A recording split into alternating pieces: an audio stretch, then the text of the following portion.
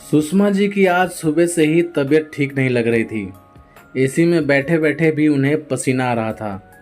दवाई खाकर जरा सा आराम मिला तो सुषमा जी ने अपने पति विनोद जी को दुख भरी निगाह से देखते हुए कहा, लड़के वालों का कल का रवैया देखकर तो मेरा उनके ऊपर से भरोसा ही उठ गया है। मैंने तय कर लिया है कि क्या करना है। आखिर ये हमारी इकलौती बेटी की ज़िंदगी का सवाल है। हमने भी उसे अच्छा खासा पढ़ाया लिखाया, उसे उसके पैरों पर खड़ा किया। साल का उसका पैकेज भी लड़के के बराबर है। देखने में भी तमस से 21 ही है हमारी सलोनी। सलोनी हमेशा से एक खुले विचारों वाले लड़के से शादी करना चाहती थी, पर तमस तो हर बात में किसी बड़े बूढ़े की तरह उसके ऊपर रोक टोक ही लगाता रहता है। फिर भी मैं हर बार सलोनी को ही समझाती रही कि थोड़ा बहुत एडजस्ट तो हर लड़की को करना ही पड़ता है। 4 महीने में ही मेरी बेटी मुरझा गई। वो ऐसी वैसी रही ही नहीं जैसी वो थी। तमस के घर वालों को तो इन दोनों का मिलना जुलना भी पसंद नहीं है।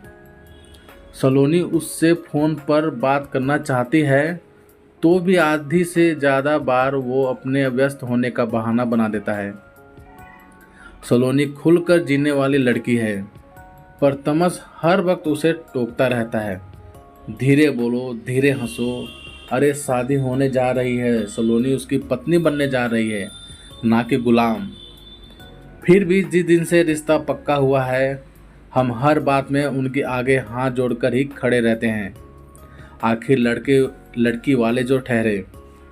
विनोद जी ने बीच में ही सुषमा जी को टोकते हुए कहा, अरे तुम भी क्या बच्चों जैसी बातें कर रही हो। वो दोनों जब शादी के बाद एक साथ रहेंगे तो एक दूसरे के तौर तरीके भी सीख जाएंगे। नहीं विनोद जी, सुषमा जी ने बीच में ही बात काटते हुए कहा, मुझे पता है आपको बेटी के भविष्य से ज़्यादा अपनी इज्जत की पड़ी है कि लोग क्या कहेंगे, पर मेरे लिए मेरी बेटी का सुख मायने रखता है, ना कि लोगों की बातें। सिर्फ यही सब बातें होती तब भी मैं एक बार को सोच लेती, परंतु कल जब उन्होंने आपके सामने कहा है तमस के ऑफिस वाले उसे 4 महीने के लिए अमेरिका भेज रहे हैं, इसलिए हम 2 लोगों को ले आते हैं और आप भी 2 लोग आकर या तो मंदिर में या कोर्ट में या ऑनलाइन इनकी शादी करवा दो। अब ऐसी भी क्या जल्दी आन पड़ी उन लोगों को कि वो कुछ दिन इंतज़ार भी नहीं कर सकते। आपने और मैंने तमस के मम्मी पापा को कितना समझाने की कोशिश की कि हमें शादी की कोई जल्दी नहीं है। तमस जब अपना काम करके वापस आएगा तो हम धूमधाम से बच्चों की शादी करेंगे, पर वो हमारी एक बात सुनने को तैयार नहीं है। मान लीजिए अभी हम जल्दबाजी में शादी कर भी दें और तमस शादी के बाद काम के बहाने बाहर जाए और वहीं का होकर रह जाए। ऐसे में हमारी बेटी की ज़िंदगी तो बर्बाद ही हो जाएगी। मैंने उड़ती उड़ती बातें सुनी हैं कि वो लोग बहुत लालची हैं। वो सोच रहे हैं सलोनी जल्दी उस घर में बहू बनकर आए और उसकी सैलरी उनके अकाउंट में जाए। वो नहीं चाहते शादी ज़्यादा टले, क्योंकि अगर शादी टली तो उनका बैंक बैलेंस कैसे बढ़ेगा। पहले कह रहे थे शादी में कुछ नहीं चाहिए, जो देना हो अपनी बेटी को देना, पर कल लेने देने की कितनी लंबी लिस्ट थमा दी आपको। फिर भी आपको मैं ही गलत लग रही हूँ। अरे हमारी इकलौती बेटी है, मेरी भी तमन्ना है उसकी अच्छी से अच्छी शादी करने की, पर ऐसे छोटे विचारों वाले और लालची लोगों के घर में तो बिल्कुल भी अपनी बेटी नहीं दूंगी। विनोद जी ने एक बार सलोनी की भी राय लेना चाहा, इसलिए उन्होंने सलोनी की तरफ सवालिया नज़रों से देखा। सलोनी ने भी कहा, पापा मम्मी ठीक कह रही हैं। इतने दिनों में भी ना मैं तमस को समझ पाई और ना ही उसके परिवार को। शादी तो 2 दिलों का बंधन होता है, पर तमस के साथ मुझे कभी लगा ही नहीं कि वो कभी भी हमारी आपसी सहमति से कोई फैसला लेंगे। सलोनी ने आगे अपनी बात पर जोर डालते हुए कहा, मम्मी वैसे भी मैं आप सबसे दूर विदेश में जाकर बसना नहीं चाहती। और पता नहीं वहाँ मुझे मेरे मन मुताबिक नौकरी मिलेगी भी या नहीं। विनोद जी ने सलोनी के कंधे पर हाथ रखकर कहा, पर मैंने आपसे सहमति से एक फैसला ले लिया है।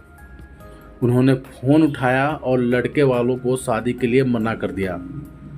फ़ोन रखने के बाद विनोद जी ने सलोनी और उसकी मम्मी से कहा, जब भी ऐसा कोई फैसला लिया जाता है एक बार को तो सबका दिल टूटता ही है और रिश्तेदार, दोस्त और दुनिया वालों की सवालिया नज़रों का सामना करना मुश्किल हो जाता है।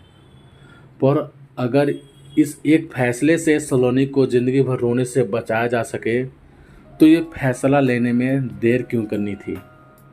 सुषमा जी को विनय जी के कुछ ही देर में लिए फैसले से झटका तो लगा, पर फिर अपने को संभालते हुए बोली, रिश्ता पक्का होने से लेकर अब तक हमने लाखों रुपए खर्च कर दिया। रोके में लड़के को जो अंगूठी दी थी वो तो आप वापस मांग लेना। सलोनी को जो अंगूठी उन्होंने पहनाई थी वो भी उन्होंने ये कहकर वापस ले ली थी कि ये सलोनी की उंगली में थोड़ी ढीली है, हम कसवा कर 2-4 दिन में दे देंगे। पर आज तक उन्होंने सलोनी को वो अंगूठी ठीक करवा कर नहीं दी। मैंने तो उन्हें कहा भी था कि हम ठीक करवा लेंगे, पर जिनकी नीयत में ही खोट हो उनका कोई इलाज नहीं है।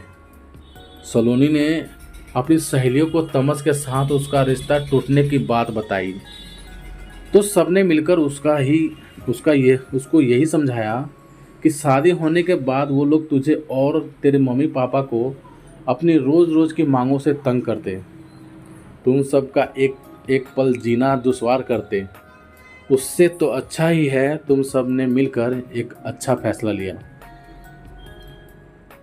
तो दोस्तों, आपके हिसाब से सलोनी के मम्मी पापा ने जो फैसला लिया वो सही है या गलत, प्लीज़ कमेंट करके हमें ज़रूर बताना। और यदि ये कहानी आप सभी को पसंद आई हो तो लाइक करना, शेयर करना और चैनल पर नए हो तो प्लीज़ चैनल को सब्सक्राइब भी ज़रूर कर देना। तो चलिए दोस्तों, मिलते हैं आप सभी से एक और नई कहानी के साथ। तब तक के लिए जय हिंद, वंदे मातरम।